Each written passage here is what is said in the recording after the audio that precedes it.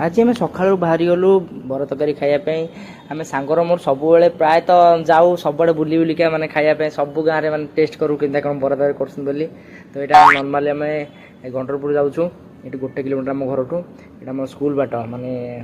गाँ स्कूल पढ़ला पढ़ुलु मन पड़े जो बाट बढ़िया प्लेस